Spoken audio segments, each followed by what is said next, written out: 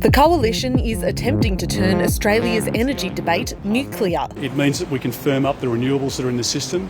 Not for the first time pushing nuclear power.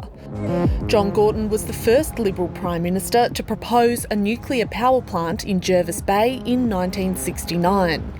The project was eventually shelved under McMahon, deemed too expensive compared to coal.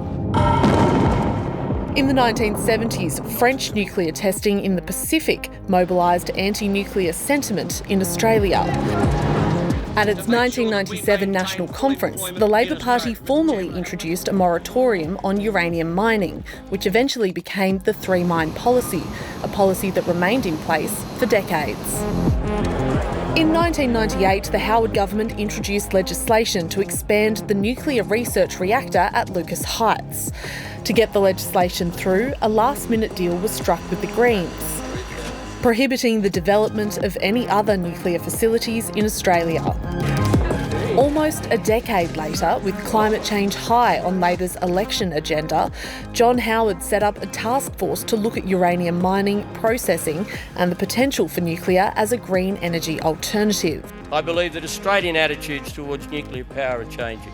Nuclear power is potentially the cleanest and the greenest of them all. In almost a decade in government, despite adopting a net zero by 2050 target, the Coalition stayed away from pursuing nuclear options. Unless there's a bipartisan commitment to this, then it'll be too difficult to proceed with at this point. But we have no intention of lifting that moratorium. We believe we can get to net zero by 2050 through this technological plan. Now in opposition, the Coalition is putting nuclear at the centre of its energy plans to replace coal-fired power stations. But with similar projects overseas experiencing cost blowouts, the opposition has pivoted to large-scale nuclear stations. The opposition says experts are telling them you could have a nuclear power plant up and running within 10 years in Australia. Is that right? Tell him he's dreaming. Well, here he is. Ted O'Brien is the Shadow Minister for Climate Change and Energy. Welcome to the programme. Thanks very much, Sarah. So how many nuclear power stations would the Coalition build, and how long would it take to build them? So the advice we've received from the best experts in the world is that small modular reactors could be constructed between about 3 to 5 years. Large reactors, 6 to 12 years. I'm just going to stop you. I know it's jumping in very quickly, but forgive me because no, that's okay. We've spoken to a lot of experts, and there's a lot of expertise on the table from the CSIRO over a number of years and other groups. The timetable for getting a nuclear reactor up and running in the rest of the world in a comparable economy is a lot more than the time frame that you're describing. In the United States, it's 19 years on average. So how does Australia, with no supporting laws, no regulations, no workforce, no experience, no waste plans, no social licence, do it in under 10 years? So let me unpack this. Firstly, just to finish my earlier response. Construction, 3 to 5 SMRs. And that's small modular reactors. 3 to 5 years for small modular reactors. 6 to 12 years for large reactors. And as I was about to say, that is the advice of ANSTO. That is the advice of the Albanese government's nuclear agency. Not from a standing start. So let's construction, right? So before construction, you're right. You do need to stand up a regulator and so forth. I'm just going to ask you a question now. Can I answer that question? Let me just say this one thing, because I think this is very important for the audience. And forgive me for interrupting but this is important. This is a complex subject. It's an extremely serious subject, given the nature of our commitments to reduce our emissions. Being straightforward about the detail and not trying to snow people seems to be incredibly important. So why would you start off by saying, not here, but out there in making public statements that you can do it in under 10 years when you know you can't? That's not true, Sarah, with all due respect. I take your point and I actually agree with it. You have to be straightforward, you have to be completely transparent, and this is serious. And so, as your prelude showed, my counterpart, the Minister, cracking great one-liners about SAOs and telling me he's dreaming. One-liners is not the way you run Australia's energy system. Right now, we are in a mess because we have somebody with one-liners trying to run the system. To be fair to him, he was talking about a whole series of things. That was the thing that he says at the end. That was specific to nuclear, Sarah. Right. And this is the issue, because we have a government right now who is refusing to have a mature debate. All right, I mean, let's have it. But let me make this point. Yeah. Australians right now are paying among the highest energy prices in the world.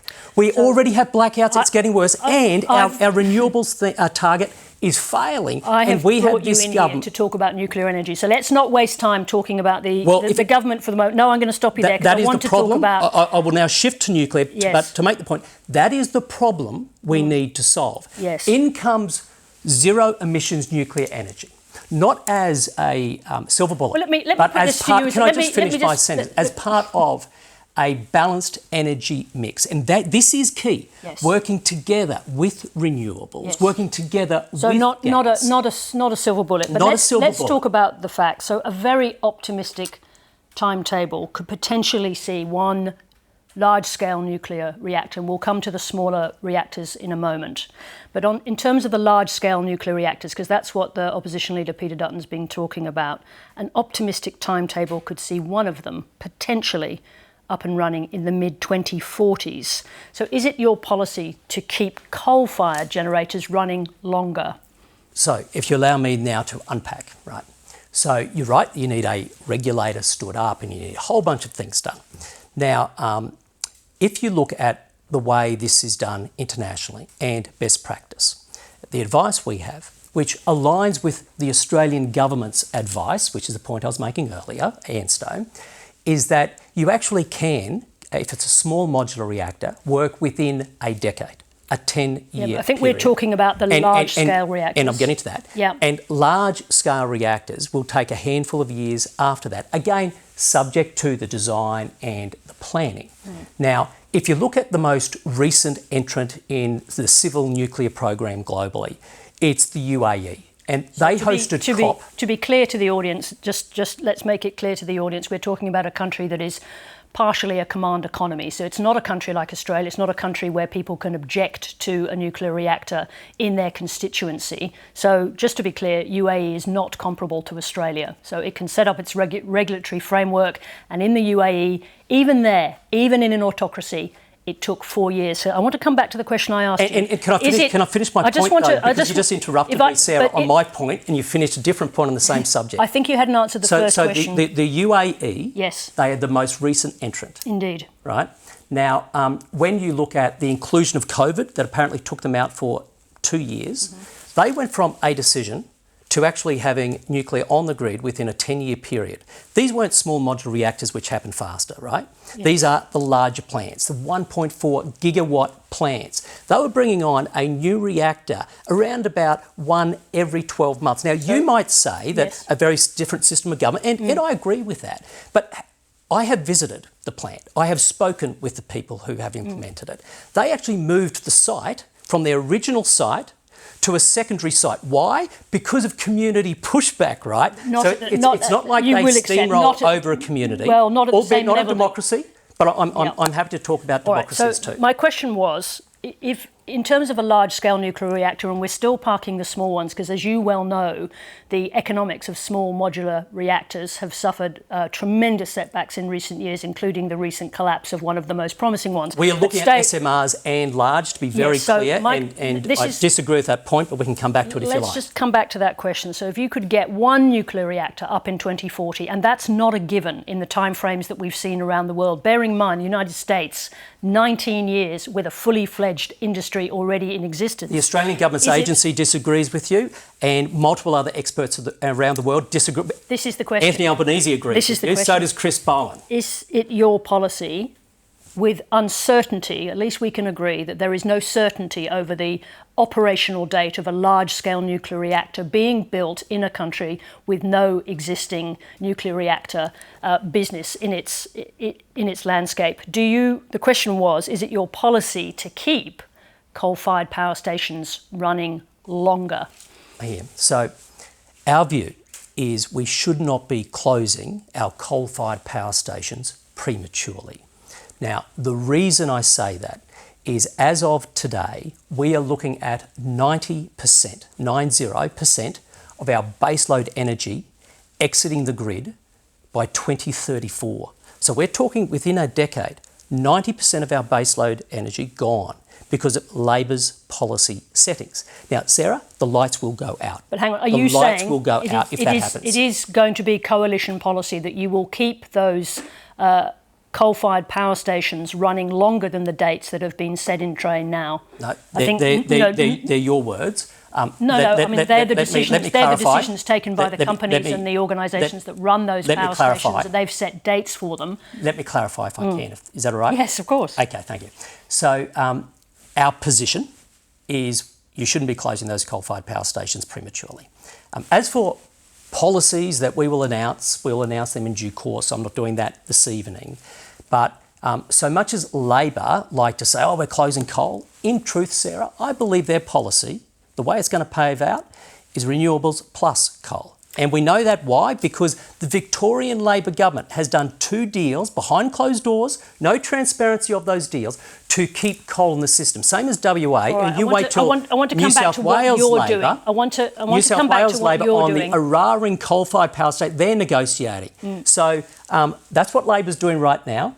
Chris Bowen and Anthony Albanese don't even want to talk about it. That's the truth, because their renewables plan is failing. Let's come back to what you're doing, because I've asked you a couple of times if what your view is on the future mix. I want to talk about this. Both you and the opposition leader, Peter Dutton, have quoted Bill Gates in support of a new nuclear policy. As we know, Bill Gates, one of the world's most successful businessmen, and someone who invests in new nuclear technology. Yes. So you've both spruiked him as an example of among many, but a significant one, you'd agree.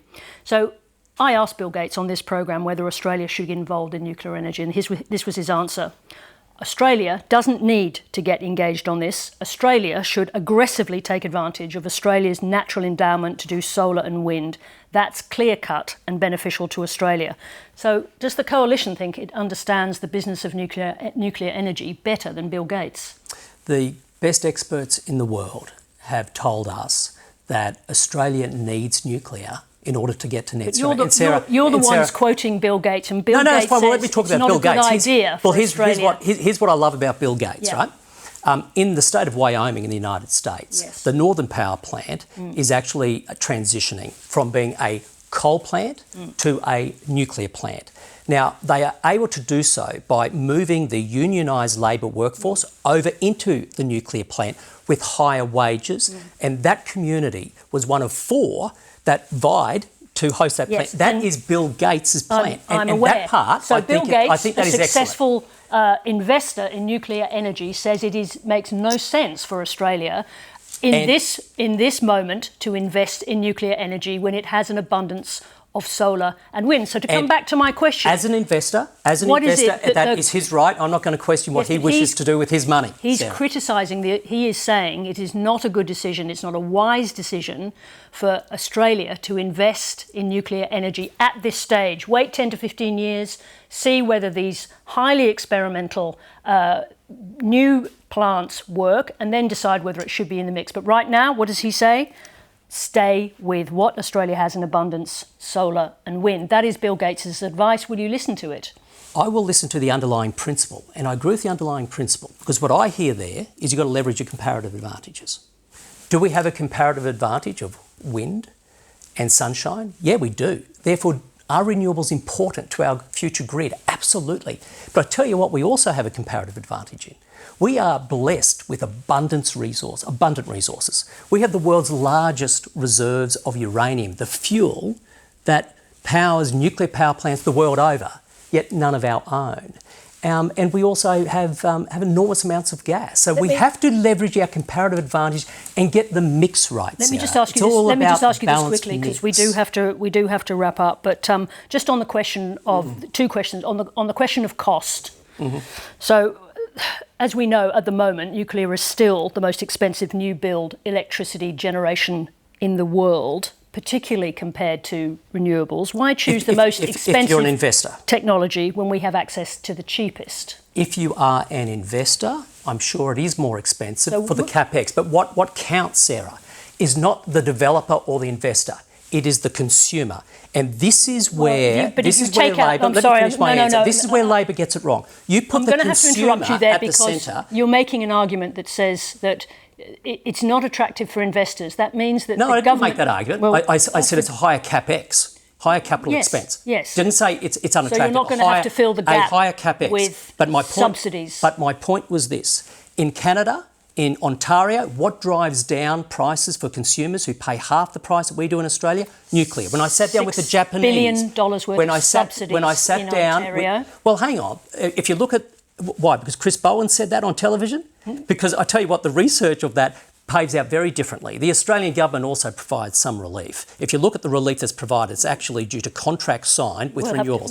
The Japanese. Yep. I've sat down, I've met with the departments there, I've seen the figures. Nuclear gets prices down. Canada, nuclear gets prices down. United States, nuclear gets prices down. UK, nuclear gets prices down. But here we are in Australia, and we have the Australian Labor Party, that's not been interested in this debate, suddenly now becoming experts in disagreeing with their own agency. Just before we close, I'm just going to have to make a point about the United Kingdom, because you are ignoring the fact that the current nuclear programme in the United Kingdom is in terrible trouble, with the French nuclear programme at Hinkley going over cost. So I'm going to finish there. We have to wrap it up, but we've clearly got a lot more to talk about. And we can talk about the UAE next time, on budget, and within just over a decade. How good's that? And an autocracy. Thank you very much indeed for joining us. Thank you.